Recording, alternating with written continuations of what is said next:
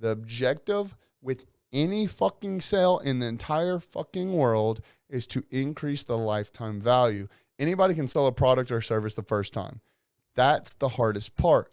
They are now your ideal demographic because they completed a purchase. It's one thing to take a lookalike of them and say, oh, this person looks exactly like them. Yeah, but if they haven't completed a purchase, they're not 100% your ideal demographic. Your 100% ideal demographic is people that give you fucking money.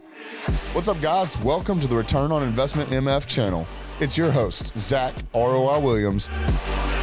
And this is the information your haters don't want you to hear about. Becoming the most badass version of yourself in business.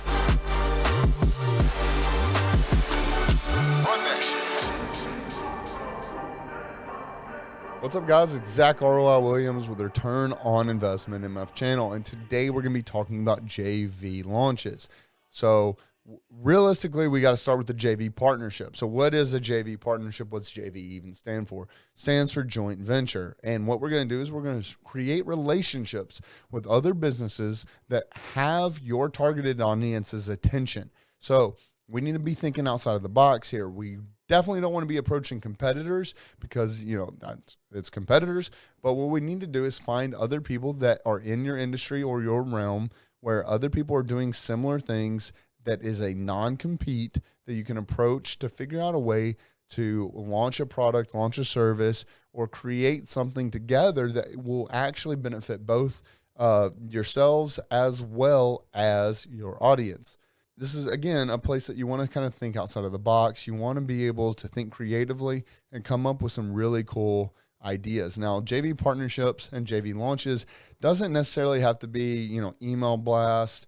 It can be advertisement campaigns. I've even done a lot of really cool, especially like in the vanity industry. I've done a lot of really cool, like collaborative giveaways. I've done some really cool, really cool scavenger hunt type of events, things like that. And of course, events are great too, even like right at brick and mortar locations, hosting events, and even, hosting conferences. So there's a lot of creativity here when it comes to joint venture partnerships or joint venture launches.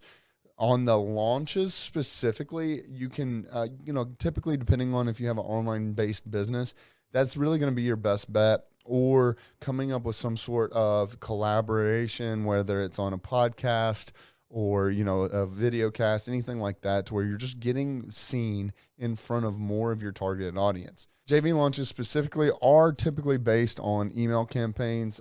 Jeff Walker's launch, Jeff Walker's launch is a phenomenal resource. If you don't have this book right here is worth hundreds of thousands of dollars. Maybe even millions, depending on your business and your organization. So I highly recommend Launch by Jeff Walker. Read it, recite it, reprogram your brain to think like that. And basically what he's going to teach you to do is how to approach certain businesses to create a relationship to where you are going to basically utilize their email list to make your offer. Now, me personally, y'all know me, I love analytics. I love tracking everything, and I love proving everything. You've got to make sure when you approach these companies that you have your shit together. And when you approach them, you've got to give them a reason to even care to bug their email list or their audience for you. We all know we're all sick of being, sold to and these stupid offers and crap like that. So you've got to make sure that you keep your JV partner in mind when it comes to launching a product or a service, whether that's in person, whether that's over email, and again, whether that's a podcast, video cast, any type of collaborations. So you've got to approach them correct. Have your documentation ready and have an opportunity to show them what kind of an investment they can make. Now, realistically, I like to take any of my analytics that I've run from any type of advertising, especially if it's a cold audience that I'm trying to nurture, because those are going to typically be your worst results versus like a warm audience or even a hot audience. So I like to take my analytics from my cold audiences and say, this is what my conversion rate is per every 1,000 people that put their eyes on it or anything like that. So I have some type of documentation that says, hey, my product, my service is so good that if 1,000 people see it, I get a 10%, click-through rate. From the 10% click-through rate, I get another 5% that, convert from that 5%. 2% of them follow my upsell path. and things of that nature. But you can really get granular with that. But again, come with these people correct, because you want a yes out of them. And in order to get a yes out of them, it's got to be worth it to them. They got to make sure that they don't feel like they're just bugging, their audience and pushing them away, because there's risk to reward for everything. You're going to give them an opportunity to make some money, but the risk is someone that actually values their content might leave because they're now being pitched your product or service. So you've got to keep that in mind and make it worth it to them. So I like to take some sort of analytics that shows, hey, if you put this in front of X amount of people, this is the amount of, revenue that we should be able to generate analytically. But if we can, put together certain series like Jeff Walker speaks on and launch, and run certain sequences about, warming up the email list or warming up your audience. If you are doing some sort of podcasting or video casting, you've got to warm these people up. You've got to give them the value first. Otherwise, they're not going to listen to you and they're not going to want to buy. This is just like, this kind of goes without saying. Now, granted, a whole lot of, things are going to come out throughout this channel that are going to give you some more and more, specific things to work on to help increase your conversion rate and increase, your add to carts and, things like that. We're going to get real granular. So, definitely stick around, but talking from a 30,000 foot view, you've got to give value first before you have the ask. So as we're going through this email launch, or whether it's a launch on social or, even some sort of giveaway process, you've got to give them value first. You've got to show them that you're an authority in your field and that whatever your product or service is something that they have to have. So you've got to think about the end goal. The end goal for this and your JV partner, y'all got to come up to a conclusion that's going to work out best for you. And then you come up with a numerical amount that's going to make both parties happy, and then start working backwards. How many conversions do you have to get through to get there? What is your price point need to be? I'm not a huge person that, recommends discounting your products or services, but if you are going to be running a discount code or a promo code or do any type of giveaways or anything like that, you want to make sure you take that into consideration and what this offer is specifically for this targeted audience and why they need to go down that customer journey with you guys. So get this all handled first. And honestly, what you need to do is put yourself in the mind of the person that you're going to be approaching, the business that you're going to be going after that says, hey, I want you to be my JV partner. Think for them. If you were in their shoes, what would make you say yes?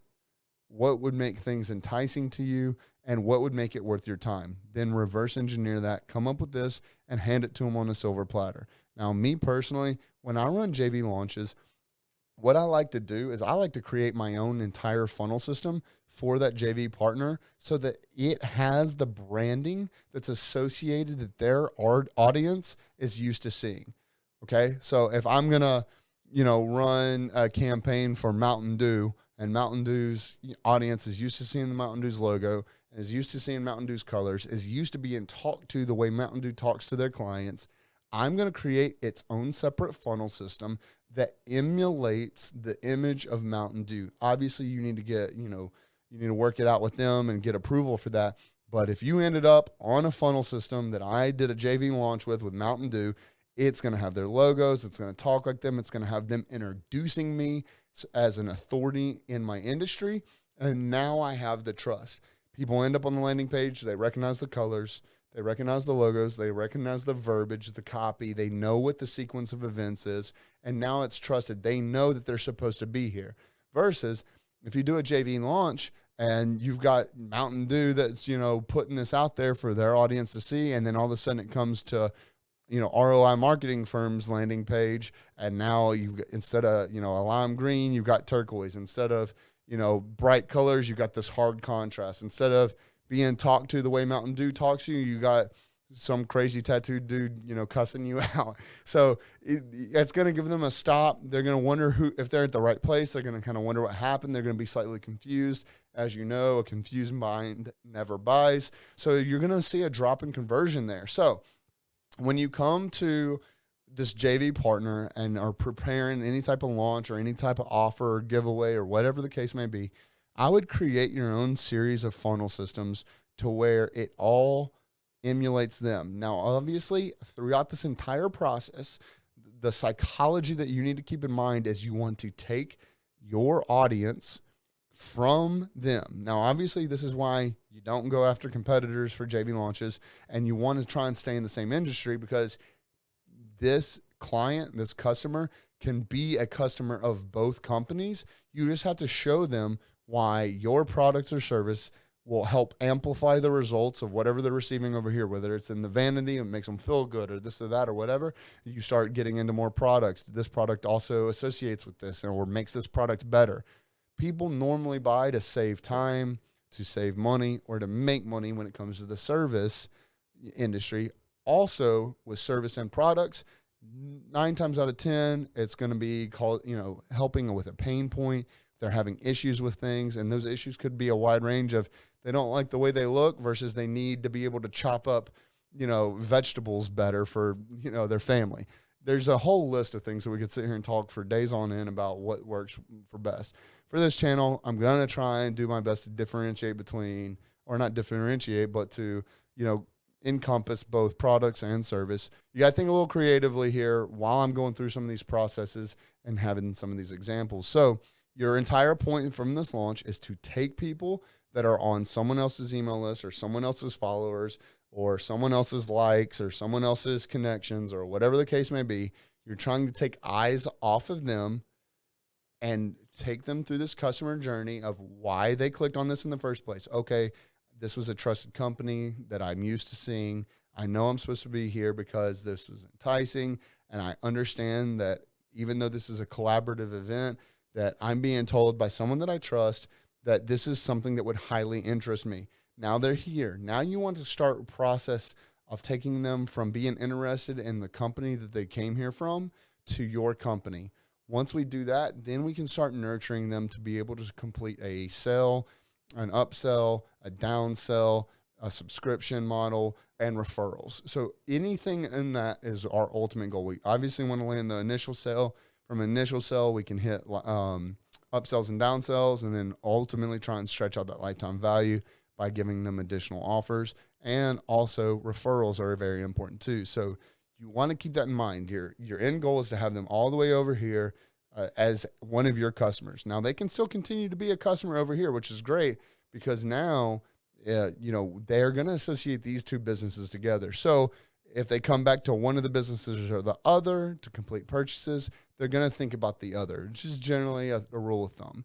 Obviously, we're talking about sales and marketing. So everything that we're doing here is the ultimate goal of that is to increase revenue. So how can you approach some of these other businesses to give them a game plan of saying, hey, this is what I want to do. This is how I'd like to see your company show support here, and let's make some money together. So another thing about making money together and making this look like a really great offer for the company that you're going to approach to be the joint venture partner with is giving them the opportunity to make upsells themselves. So like I said, I like creating my own funnel separate from everything else that I'm doing, because that way I want it to follow their brand guidelines. Take them through that. Once they complete the initial purchase, you will have that. Be patient. You will have the opportunity later on to make your own upsells and downsells. But since you're creating a whole new landing page and a whole new funnel in and of itself for this specifically, you control what those upsells and downsells are. So as an added value to the people that I approach for joint venture partnerships is once we create this landing page that emulates both of our brands, once the initial purchase that we agree upon is made, all of the upsells and downsells are their product, the other company's products. I like pushing it on them. I like really giving that as an added value. I can focus on nurturing and getting upsells later. I just need that initial purchase. That initial purchase is the hardest thing to get and is exactly why we're going down the road of a joint venture anyways. So if you don't get them to agree to launch this for you, you're not going to get that initial purchase.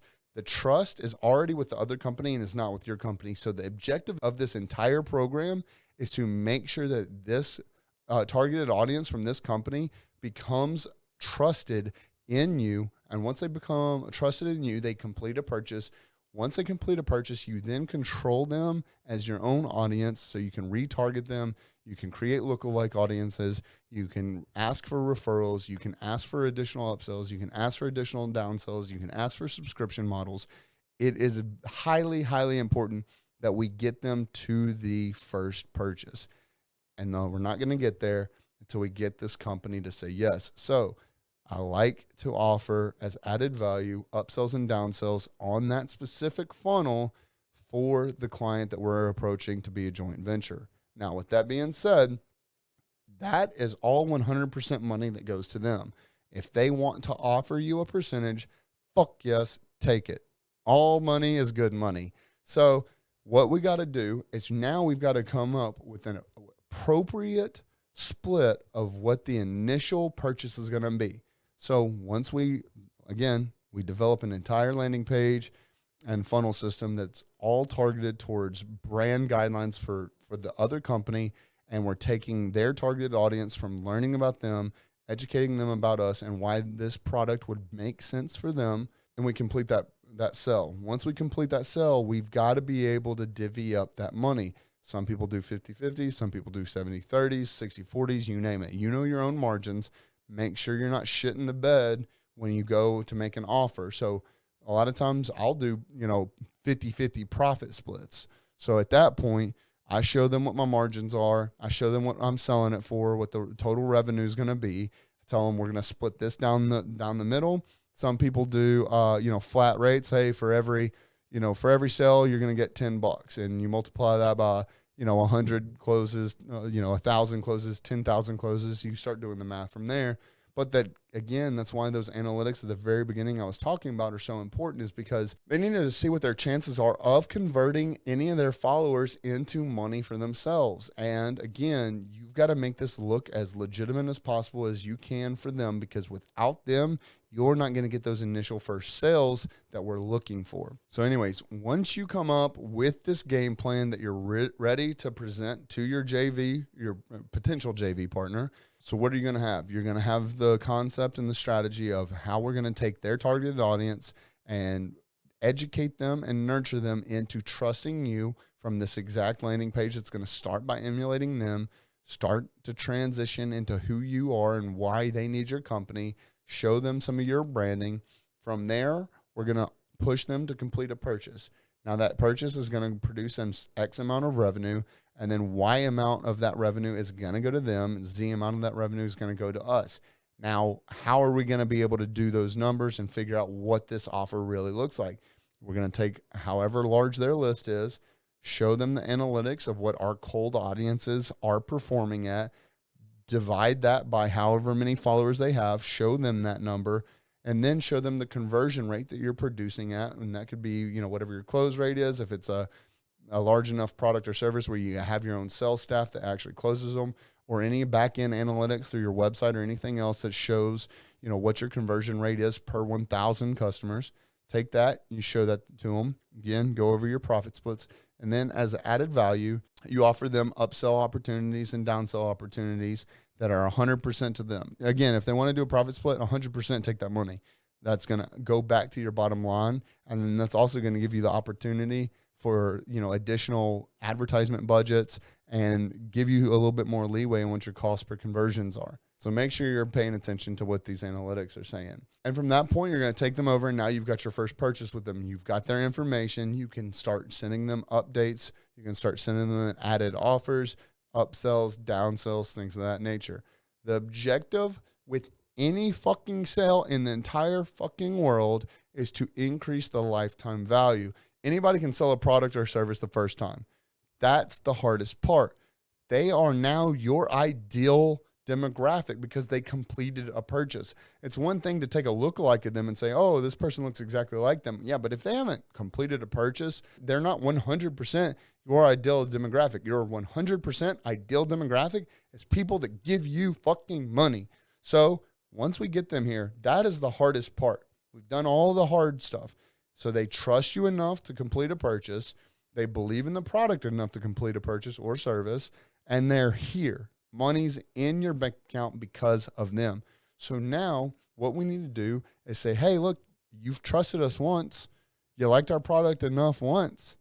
How can we start developing a relationship with them to increase the LTV, lifetime value of that customer?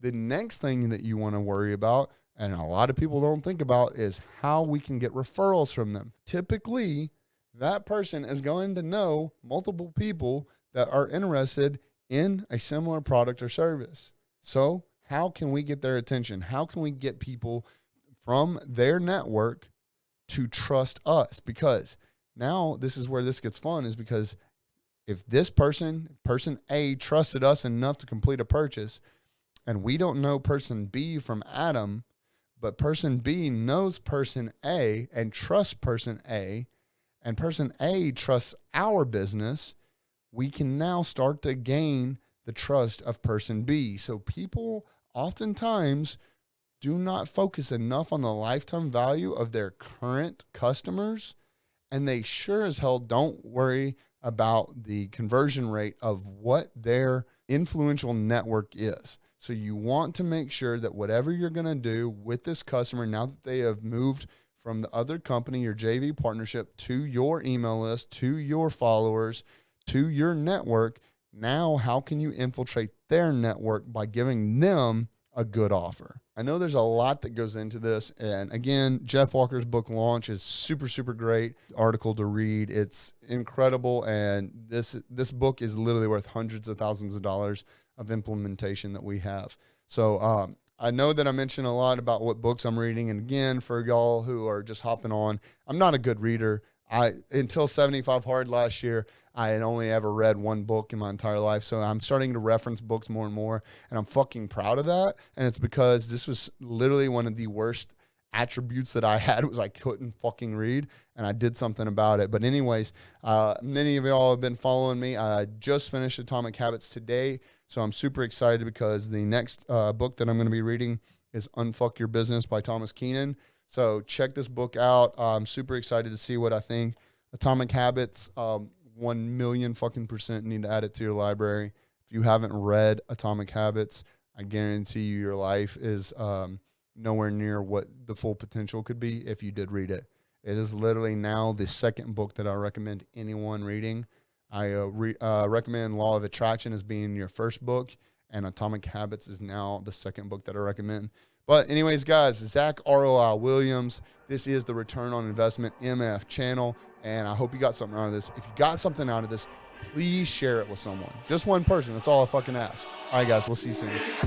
All right, guys, I hope you enjoyed that video. Now, if you want, you can find out more information about me and what we do at zackroiwilliams.com. See you on the next video.